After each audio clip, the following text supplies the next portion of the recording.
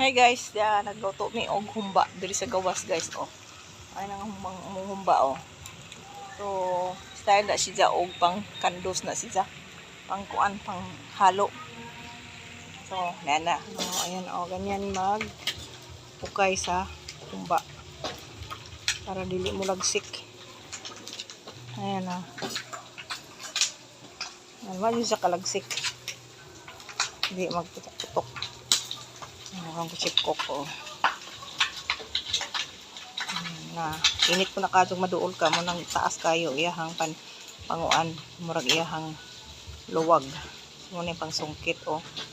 Kuning inita. So mo na humba guys, nga na humba hilisan usa. Ito na ang humba gibalhin na diri sa kaldero. Kuha na sa kaha. Yan ang humba guys oh. Templado na guys. Lami na na. Kay naa na nay kompleto na na guys. Ayan ang humba. Humbang Pinoy, humbang Bisaya. Ayan o. So, takwa kahoy ang gisugno do. Diyan na kawiting na puntong manok. Na. So, laing recipe. Manok. Ginisang manok lang. Ha? Gisadong manok. So, kali na siya guys. Ayan.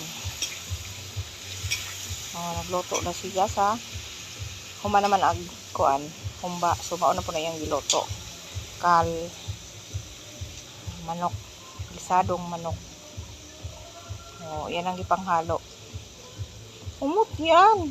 Grabe na nag-kompleto na ang kuan, Ricardo.